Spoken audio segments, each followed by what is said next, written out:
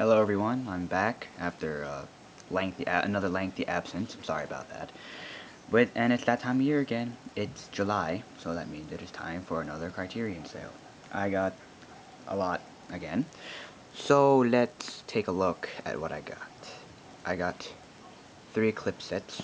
The first one is Eclipse Set 21, Oshima's Outlaw 60s. It comes with 5 films: Pleasures of the Flesh, Violence at Noon, Sing a Song of Sex, Japanese Summer Double Suicide, and 3 Resurrected Drunkards. I've seen 3 out of the 5 films in this set, and they were the last 3. And Japanese Summer Double Suicide is one of the greatest films ever made, in probably my top 40.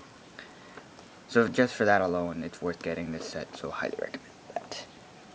Next is Eclipse Set 32, Pearls of the Czech New Wave, which include Pearls of the Deep, Daisies, A Report on the Party and Guests, Return on the Prodigal Son, Capricious Summer, and The Joke.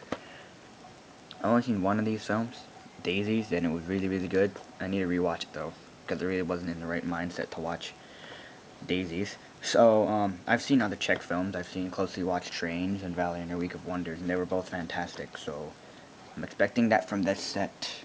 And finally, for Eclipse sets is number 33, Up All Night with Robert Downey Sr. And it comes with 5 films.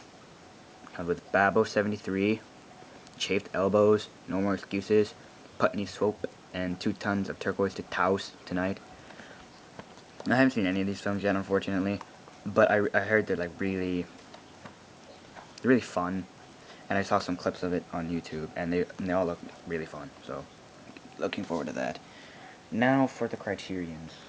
First, it's by numbers 14 through 16. It's the Samurai Trilogy with Toshiro Mifune.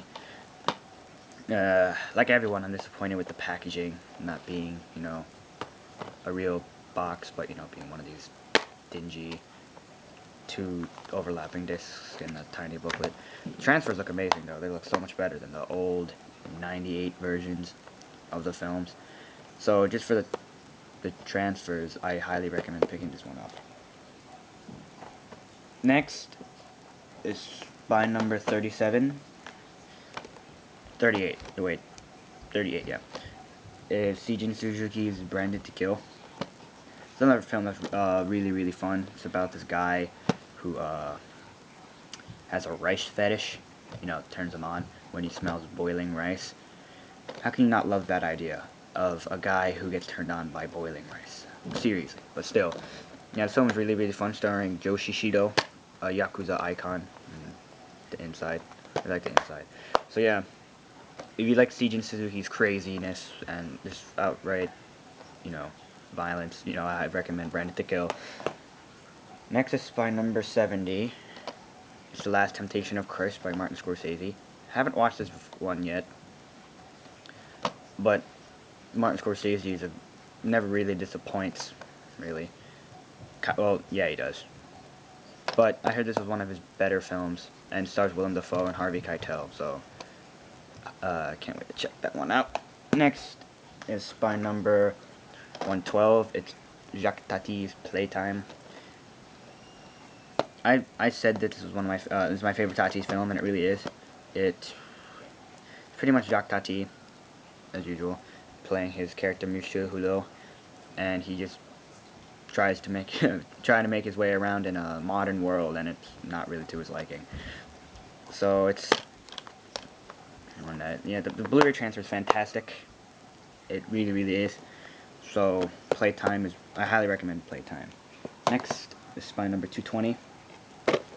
David Cronenberg's Naked Lunch. I think the only DVD I picked up. Only mainline DVD. Haven't seen this yet. Really look forward to it though. The second Cronenberg I picked up. The first Cronenberg I picked up anyway. The second one is Videodrome.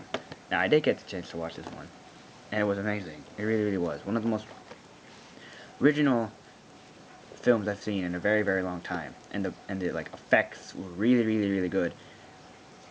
I prefer effects to this.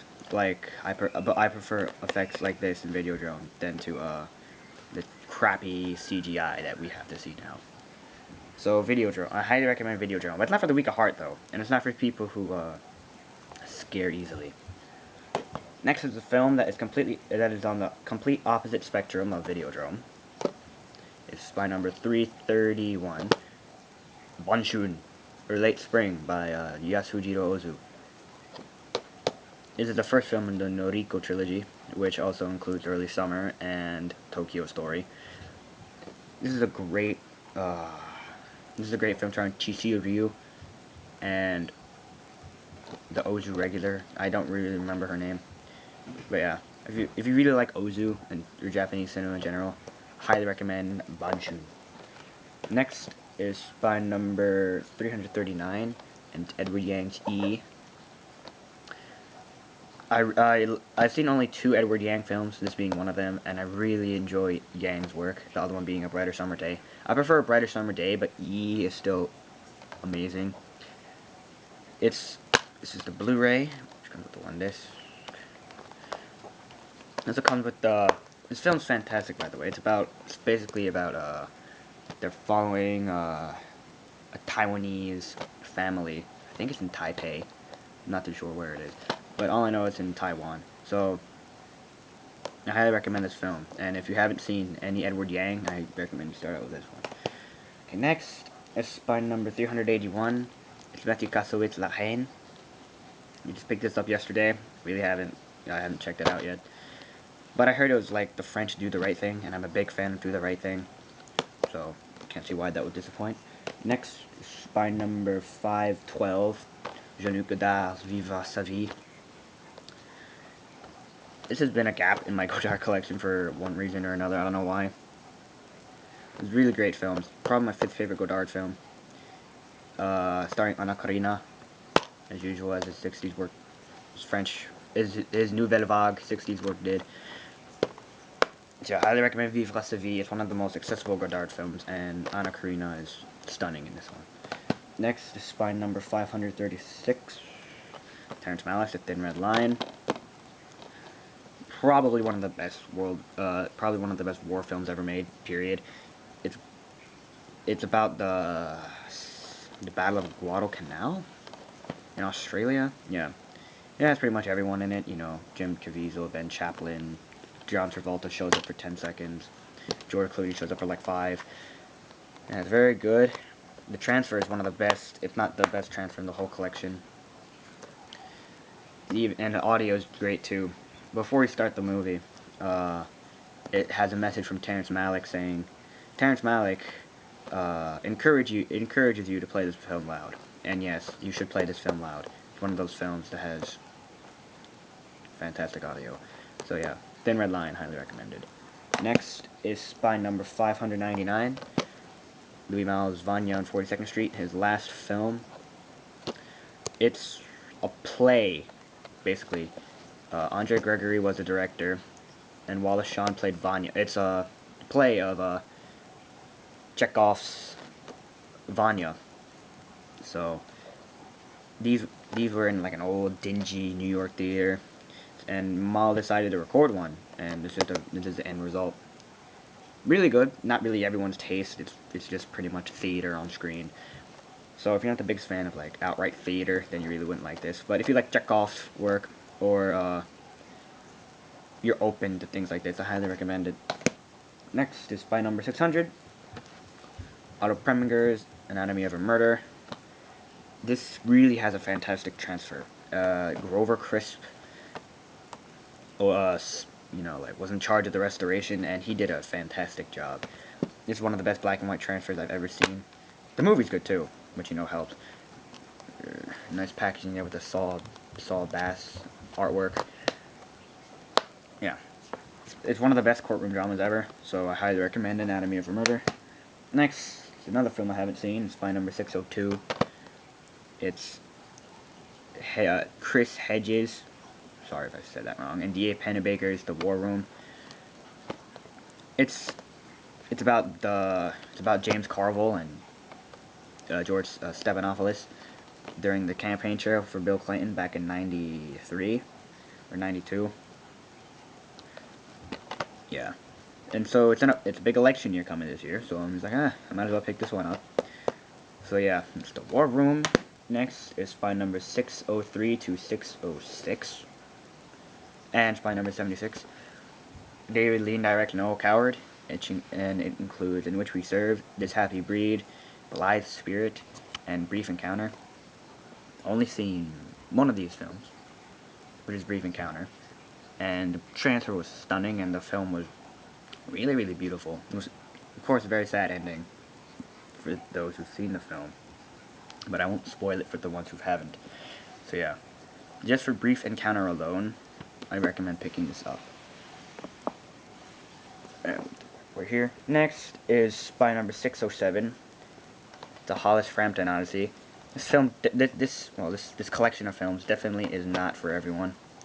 Because if you don't like avant-garde, or if you don't like experimental films, you will not find anything you like here. But for those who do like avant-garde and experimental films, this pretty much is like a gold mine of films by one of America's most, what's the word I'm looking for?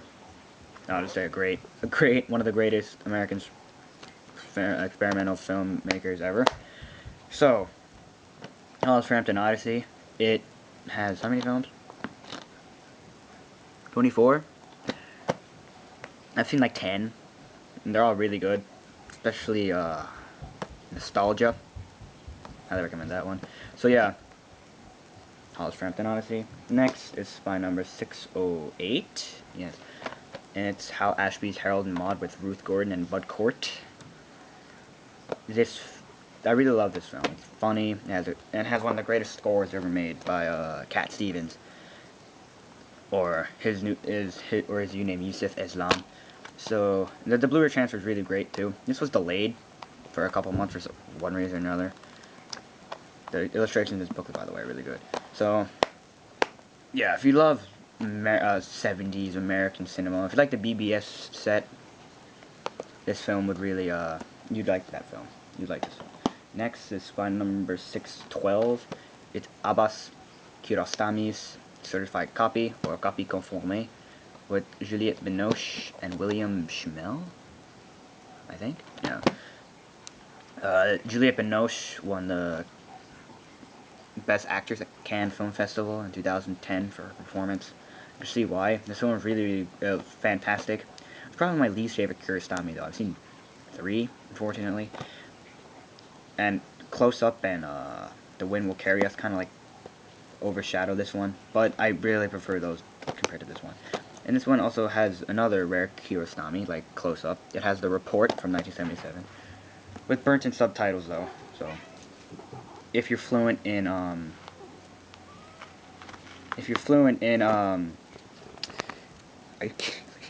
well, yeah, that's my cat. Kind of, you know. You can go away now. Well, yeah. So that's certified copy. Next is by number 613. It's Ingmar Bergman's Summer Interlude. And you know, I might as well show this one too. It's by number 614, Summer with Monica. They're pretty much companion pieces, really. So I want to have a double feature with them. I never really had time to have a double feature with them, unfortunately. So I'll probably watch them tomorrow at the double feature. So yeah, this is an iconic Bergman film. A still was shown in Rika Sanku. What's his face? Antoine Donnell stole a picture from this from a movie theater. Summer Interlude, though pretty much like a less well-known Bergman, but I heard it might be even better than Summer with Monica. So, yep. So those two. And finally, for this sale, is spine number 615. Charlie Chaplin's The Gold Rush. It has the 1942 version and the 1925 version, which I watched.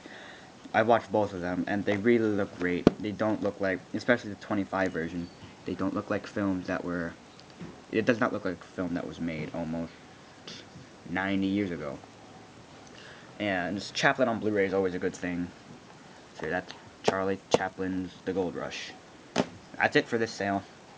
I have another update coming up. I'm just too lazy to upload it, so that should be out in next week or so. So yeah, thanks for watching and thank you for listening. Hope this video wasn't too long, and Have a good day.